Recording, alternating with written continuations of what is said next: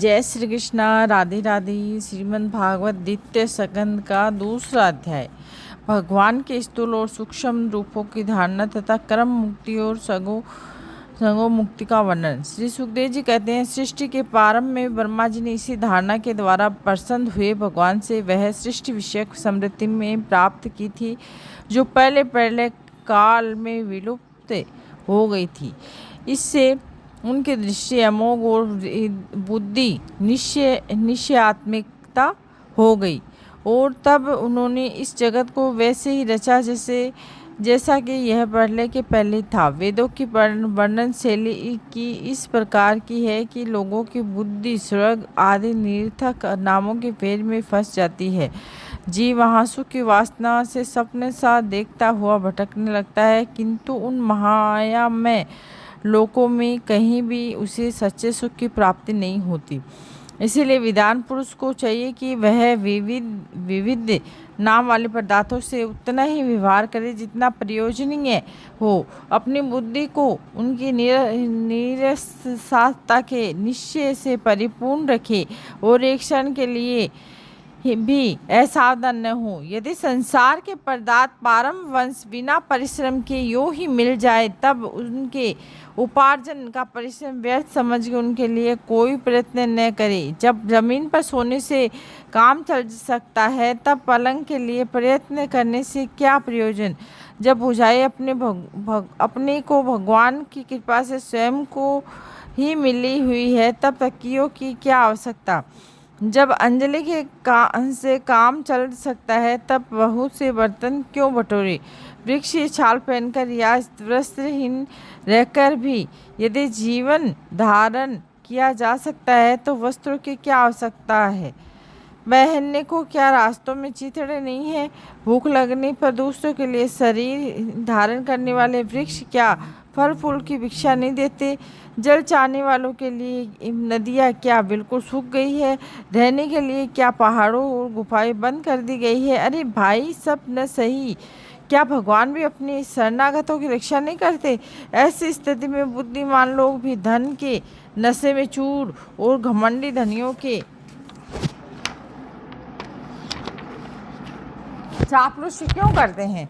इस प्रकार विरक्त हो जाने पर अपने हृदय में नित्य विराजमान सत्य सिद्ध आत्मस्वरूप परम प्रियतम परम सत्य जो अनंत भगवान है बड़े प्रेम और आनंद से दृढ़ निश्चय करके उन्हीं का भजन करें, क्योंकि उनके भजन से जन्म मृत्यु के चक्कर में डालने वाले अज्ञान का नाश हो जाता है। पशुओं की बात तो अलग है, परंतु मनुष्य में भला ऐसा कौन है जो लोगों को इस संसार रूप वैतरणी नदी में गिरकर अपने कर्मजन्य दुखों को भोगते हुए देखकर भी भगवान का मंगलमय चिंतन नहीं करेगा। इन असत्य विषय भोगों में ही अपने चित्त को भटकने देगा। कोई कोई साधक अपने शरीर के भीतर हृदयाकाश में विराजमान भगवान के पारदर्श मात्र स्वरूप की धारणा करते हैं। वे ऐसा ध्यान करते हैं कि भगवान चार भुजाओं में शंख चक्र गदा और पद हैं। उनके मुख पर प्रसन्नता झलक रही है। कमल के समान विशाल और कोमल नेत्र है। कदम की पुष्प की केसर की समान पीला वस्त्र धारण किए हुए, भुजाओं में श्रेष्ठ रत्नों से जड़े हुए सोने के बाजूबंद शोभायमान है। सिर पर बड़ा ही सुंदर मुकुट और कानों में कुंडल है जिनमें जड़े हुए बहुमूल्य रत्न जगमगा रहे हैं। उनके चरण कमल योगेश्वरों के खिले हुए हृदय कमल की कर्णिका पर विराजित है और उनके हृदय में श्रीवत्स चिन्ह एक सुनहरी रेखा है। गले में कौस्तुभ मणि लटक रही है।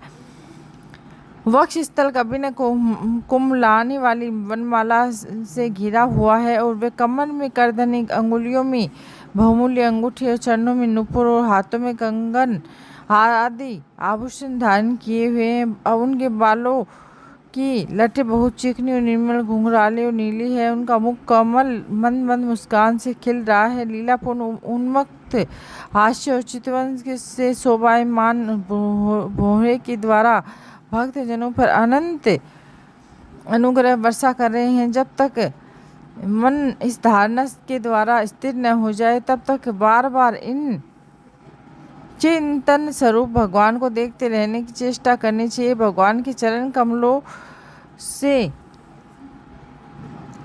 लेकर उनके मुस्कान युक्त मुख कमल प्रयत्न समस्त अंगों की एक एक करके बुद्धि के द्वारा धारणा करनी चाहिए। जैसे जैसे बुद्धि शुद्ध होती जाएगी वैसे वैसे चित्त स्थिर होता जाएगा, और जब ये एक अंग ध्यान ठीक ठीक होने लगे तब उसे छोड़कर दूसरे अंग का ध्यान करना चाहिए। ये विश्वेश्वर भगवान दृश्य नहीं दृष्टा है, सगुण निर्गुण सब कुछ इन्हीं का स्वरूप है। जब तक इनमें अनन्य प्रेम में भक्ति योग न हो जाए तब तक साधक को नित्य निमित्तिक कर्मों के बाद एकाग्रता से भगवान के उत्तुंग स्थूल रूप का चिंतन करना चाहिए। परीक्षित, जब योगी पुरुष इस मनुष्य लोक को छोड़ना चाहे तब इस देश का और काल में मन को न लगाए, सुखपूर्वक स्थिर आसन से बैठकर प्राणों को जीतकर मन से इंद्रियों को संयम करे, तदनंतर अपनी निर्मल बुद्धि से मन को नियमित करके मन के साथ बुद्धि के क्षेत्र को अंतरात्मा में लीन कर दे। फिर अंतरात्मा को परमात्मा में लीन करके धीर पुरुष उस परम शांति में अवस्था में स्थिर हो जाए और फिर उसके लिए कोई कर्तव्य शेष नहीं रहता। इस अवस्था में सत्व गुण भी नहीं है, और फिर रजोगुण और तमोगुण की तो बात ही क्या है। अहंकार, महत्व और गलती महत्व और प्रकृति का भी वही अस्तित्व नहीं है। उस स्थिति में जब देवताओं के नियामक काल का भी दाल नहीं गलती, तब देवता और उनके अधीन रहने वाले प्राणी तो ये रह ही कैसे सकते हैं। योगी लोग यह नहीं इस प्रकार परमात्मा से भिन्न पदार्थों का त्याग करना चाहते हैं और शरीर तथा उसके संबंध पदार्थों में आत्मबुद्धि का त्याग करके हृदय के द्वारा पद पर भगवान के जिस परम पूज्य स्वरूप लिंग करते हुए अनन्य प्रेम से परिपूर्ण रहते हैं, वही भगवान विष्णु का परम पद है। इस विषय में समस्त शास्त्रों की संपत्ति है। ज्ञान जिसके बल से जिसके चित्त की वासना नष्ट हो गई है, उस ब्रह्मनिष्ठ योगी को इस प्रकार अपने शरीर का त्याग करना चाहिए। पहले एड़ी से अपनी गुदा को दबाकर स्थिर हो जाए, तब बिना घबराहट और प्राणवायु के सृष्ट चक्र वेदन की वृत्ति से ऊपर ले जाए। और मनुष्य योगी को चाहिए कि नाभि चक्र मणिपूर्वक में स्थित वायु को हृदय चक्र अनाहत में और वहाँ से उदान वायु के द्वारा वक्ष स्थल के ऊपर विशुद्ध चक्र में, फिर उस वायु को धीरे धीरे तालु मूल विशुद्ध चक्र के अग्र भाग में चढ़ा दी। तदंतर 2 आँख, 2 कान, 2 नासिद्र और मुख, इन 7 छिद्रों को रोककर और उस तालुमूल में स्थित वायु के भुवों के बीच में आज्ञा चक्र में ले जाए। यदि किसी लोक में जाने की इच्छा न हो तो आधी घड़ी तक उस वायु को वहीं रोककर स्थिर लक्ष्य के साथ उसे शास्त्र में ले जाकर परमात्मा में स्थित हो जाए और इसके बाद ब्रह्मानंद का वेदन करके शरीर इंद्रिय आदि का छोड़ दे। परीक्षित, यदि योगी की इच्छा हो तो मैं ब्रह्मा लोक में जाऊं, 8 सिद्धियां प्राप्त करके आकाशचारी सिद्धों के साथ विहार करूं, अथा त्रिगुण में ब्रह्मांड के किसी भी प्रदेश में विचरण करूं, तो उसे मन और इंद्रियों के साथ लेकर शरीर से निकलना चाहिए। योगियों का शरीर वायु की भ्रांति सूक्ष्म होता है।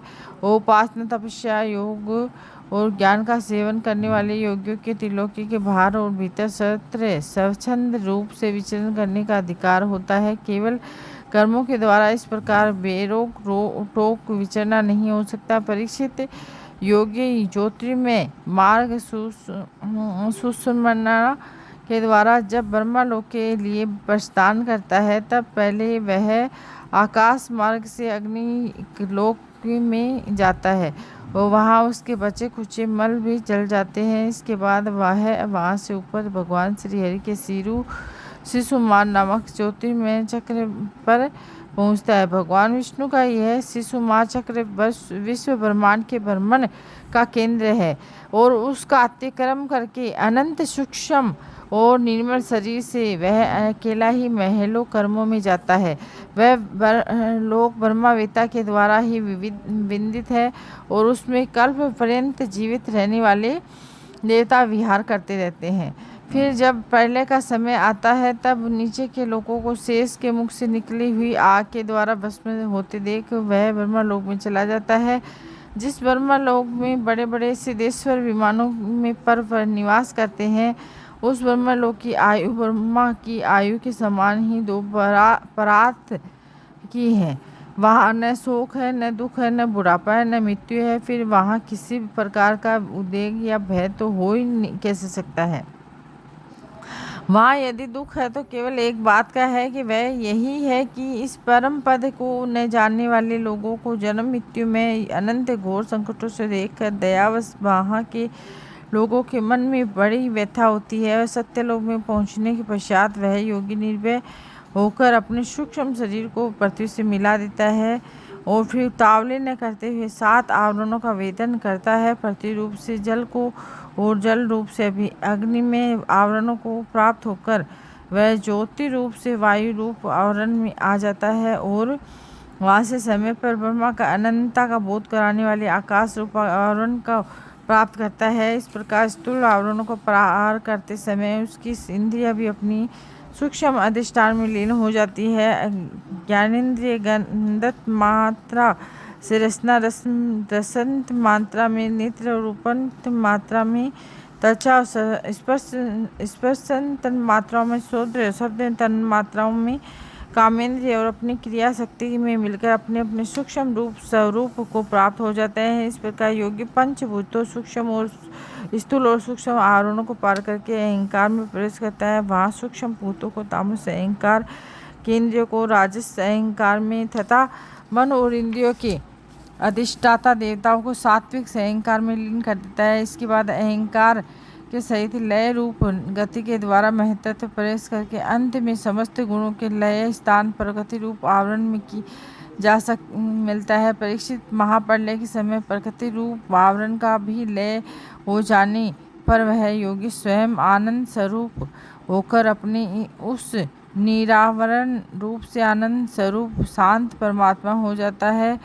जिसे इस भगवंतमयी गति की प्राप्ति हो जाती है और उससे फिर इस संसार में नहीं आना पड़ता।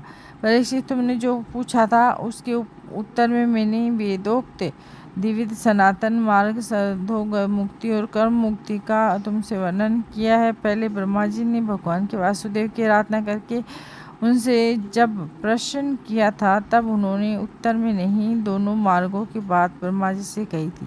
संसार चक्र में पड़े हुए मनुष्य के लिए जिस साधन के द्वारा उसे भगवान श्री कृष्ण अनन्य प्रेममयी भक्ति प्राप्त हो जाए, उसके अतिरिक्त कोई और कल्याणकारी मार्ग नहीं है। भगवान ब्रह्मा ने एकाग्र चित्त से सारे वेदों का 3 बार अनुशीलन करके अपनी बुद्धि से ये निश्चय किया कि जिससे सर्व आत्मा भगवान श्री कृष्ण के प्रति अनन्य प्रेम प्राप्त हो वही सर्वश्रेष्ठ धर्म है। समस्त चर अचर प्राणी में उनके आत्म स्वरूप भगवान श्री कृष्ण लक्षित होते हैं, क्योंकि ये बुद्धि आदि दृश्य पदार्थ उनका अनुमान करने वाले लक्षण हैं। वे ही उस सबके साक्षी एक दृष्टा है। इसीलिए परीक्षित मनुष्यों को चाहिए कि सब समय और सभी स्थितियों में अपनी संपूर्ण शक्ति से भगवान श्री हरि का श्रवण कीर्तन और स्मरण करें। राजन संत पुरुष आत्मस्वरूप भगवान की कथा मधुर अमृत बांटते ही रहते हैं। जो अपने कानों में भर भर कर उनका पान करते हैं, उनके हृदय में विषयों का विषैला प्रभाव रहता है, वह शुद्ध हो जाता है और वह भगवान श्री कृष्ण के चरण कमलों की निधि प्राप्त कर लेता है। बोलो श्री कृष्ण भगवान की जय। श्री कृष्ण गोविंद हरि मुरारी ही नाते नारायण वासुदेवा। श्री कृष्ण हरि मुरारी ही नारायण वासुदेव।